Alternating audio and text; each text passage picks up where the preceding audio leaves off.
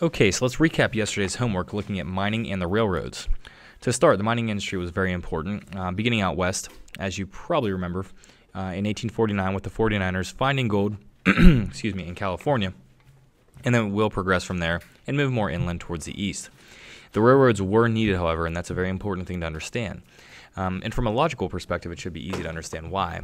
Imagine you need to move a lot of gold and silver. These are very heavy metals, and moving them all the way across the country and not having a good means of transportation is going to make it so it's a lot easier for you to do, would make it a lot more difficult for you to do that, especially with people wanting to steal those metals, and also the fact that it would just take so long to get those metals all the way across the country. So really, when we're looking at the railroads, it's very important for many different reasons, that being one, as well as the fact that it allows miners and other people to move very quickly between the different boom towns so they can get to the places they need to get to find more of these precious metals.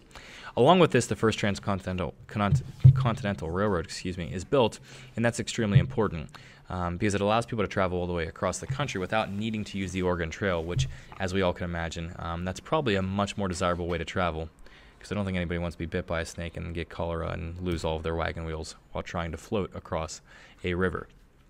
On to steel here. And what we're going to be looking at here now is Pittsburgh. And how does Pittsburgh become an industrial giant, as we know that it really does, with the steel industry being one of the most important roles. And interesting here to note how much pollution there was. As you can tell by the picture, pollution wasn't quite as big of a concern back then as it maybe is today.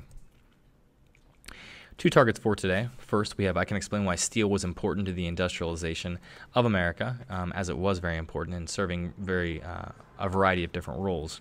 And second, I can identify the qualities that make it a superior metal to iron. Now, in reality, I really shouldn't even call this a metal because steel is an alloy, which means it is a mixture of metals. And we're going to be seeing that steel actually is partially made with iron. That's a part of the recipe to make it. But nonetheless, there we go with that. Now, let's talk about why steel. What is it about steel that's so beneficial? Well, we've discussed how the railroads are growing in importance. And when you look at the way in which railroads are built, they actually were built early on, as they still are today, with our wooden planks that are going across. However, the actual rails themselves were originally built with wood, and they were just covered on top by iron. The problem is that when you're transporting things that are extremely heavy, such as all these precious metals like gold and silver, that really has a likelihood of cracking, and it's not going to be quite as durable over time. So that's one important use for steel that we're going to see. And the reality is steel is better than iron, and again, it could be really should be really referred to as an alloy, but it's better than iron for many reasons, including some of our fun little pictures here to look at. Everybody likes Hannah Montana, don't deny it. So what's so great about steel anyway? First, it is strong yet light, so the best of both worlds. Don't sing it, don't sing it, don't sing it. Okay, I know you're singing it in your head at the very least. Okay, but it is the best of both worlds. Strong and light, that's a very good combination for a lot of different reasons. Number one, that's good for building things. Number two, it's going to make it much more easy to transport, given that it's light, but it's still strong. And that strength is extremely important here, because when you're building things like, let's even say just railroad tracks, you need to have a strong metal, because if it's not strong, then you're risking having breakage that occurs. And imagine you have a whole train load of gold. I don't think you want that to break in the middle of your route here. That seems a little bit dangerous. So strong and light, great combination. Second, it's very durable. When you look at steel, and we talked about it being an alloy, which means it is a mixture of metals. So there's an important thing that I want you to understand right now, and that is that steel is not just one consistent mixture. They actually do change around the different metals that are used with it, and that's going to cause it to exemplify certain characteristics that may differ between different types of steel. Nonetheless, steel tends to be much more durable in a lot of different ways. Number one, it's more rust resistant than other metals. And number two, it will bend but not break. That Wolverine, pretty durable character, he kind of fits this role. And third, it's very versatile. It can be used for a variety of different things. We're going to show you all of those. So it's kind of like a handyman. It can fit in a lot of different roles. So if we put all these together, which we always need to do for no good reason, blend them up here, and we're going to see that we get something that's very strong, light, durable, and also versatile. Maybe you could think it's Chuck Norris. I don't think it's Chuck Norris, actually, though. I think that there's somebody better who can fit this void, and that would be Super Wilson, of course. Some early problems that we have here, however, Number one, it's very costly to produce steel. When you look at the early methods that are used to produce steel, they were very, very inefficient. To put it simply, they would start with a tremendous amount of iron. They would put in a lot of work on it, and this work would result in a small amount of steel. If you go back in time and you look historically speaking, steel's been around for a very long time. It's just that it's not very commonly used. If you look at like samurais, Japanese samurais, their swords oftentimes are made of steel because it was such a high quality alloy and high quality product. However, you can't use it for everything. And when we're talking about trying to use steel for railroad tracks, envision how much money that would cost if it was really costly to do this for miles and miles and miles and miles of railroad tracks. It doesn't make any sense. So it was a very inefficient process. It was very difficult to produce. And that's really because it was a chemical mixture, and they had to figure out the right way to do this and to accomplish this. So when you look at what is included in steel and the way in which it is made, that should help to clear this up here a little bit. So good methods are needed, but they did not yet exist. If we were to look at this from a complicated explanation, this might be a way that we could describe why this problem existed. But in a more simple terms, we could just say that we needed a better method to create steel. And that new process, that new method does come about. It is referred to as the Bessemer process. It was actually discovered by two separate individuals around the same point in time. These two men are Henry Bessemer and William Kelly. William Kelly, he isn't credited with it. He was actually referred to as Crazy Kelly because the manner in which he discovered this was totally by surprise, actually. Essentially, what he wanted to do is he wanted to cool off the iron that he was melting and working with in an iron factory, and he just blew cold air on it just to cool it off. But what it actually did in the process was it released some of the gases that were, I don't want to say polluting, but that were like the lower quality aspects of the iron he was working with. And in the process, what it actually did is it heated up the process, or it hastened the process extremely quickly and produced higher quality steel as a result. So what William Kelly discovered, and almost actually killed himself with this gas because it knocked him out, what he discovered basically was how you can produce steel much more quickly than anybody previously could. And while we're not going to talk a ton about the recipe and about the specific process itself, here's the key end of this. It makes steel extremely profitable, and it makes it much easier to produce. Why? Because it takes less time. It's more efficient overall, and the fact that you're not wasting as much iron anymore. So this is a tremendous improvement here that we now have on the steel, which is going to enable the steel industry to take off and become used for, and to be used for far more things than ever previously used. Now, in the modern time, steel, and even in the past, going back to 1900 into the late 1800s, steel's been used for a lot of different things. Railroad tracks, as we talked about, even hardware like nails and screws oftentimes are made with steel. And things like building frames. When you look at skyscrapers really would not have been possible to a large extent without steel, because steel is so strong and light that it enables people to build up very high without needing to use tons and tons of rocks and stone, which previously would have been the method for this. Now, why Pittsburgh? What is the connection here? Well, with Pittsburgh, it is a center for steel for a lot of different reasons. First, because there are good raw materials. When you look at coal and stone, those are two of the specific ones that are here, and you're thinking, wait a minute, why coal? One of the specific ingredients that we have in steel is something called coke, which is coal that is burned to an extreme temperature, and it burns out all of the gases and tars and everything else from it, and results in just pure carbon. And this pure carbon, or coke, is actually used in the recipe to make steel, and that's extremely important. Limestone is another thing that is involved in the recipe of making steel as well, which is very important. And we can also even talk about iron mines, because that's extremely important as well. And all of these products are available nearby in Pittsburgh, which is important. Now, when you think about a business and you look at the number one goal of a business, and especially large corporations, the number one goal is just to make as much money as you possibly can. If you think about the raw material aspect of this, if the raw materials need to be shipped in from far away, that's going to cost a lot of money. So you want to build factories nearby to where you have all of these supplies, such as coal and stone.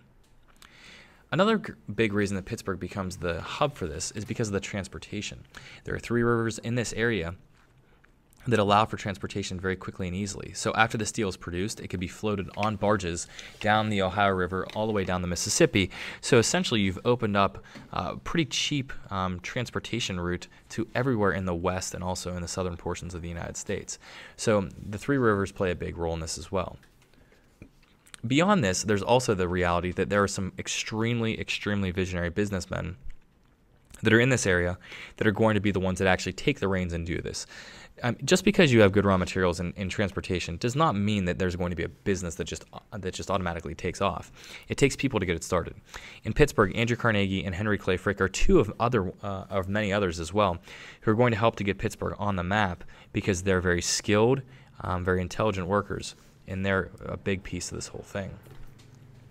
Now, a little activity that we're going to go through here is going to involve you using an inflation calculator. Now, I'm not going to actually give you the answers here, but what I am going to do is just talk a little bit about the background of this so that you have an idea as to what you're looking for here.